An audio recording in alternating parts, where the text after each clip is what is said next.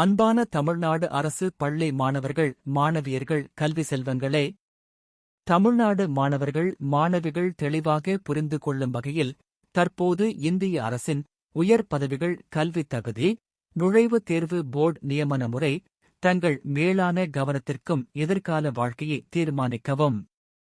நன்றி. நராமன் தமிழ்நாடு மக்கள் நல்வாழ்வு பேரியாக்கம்.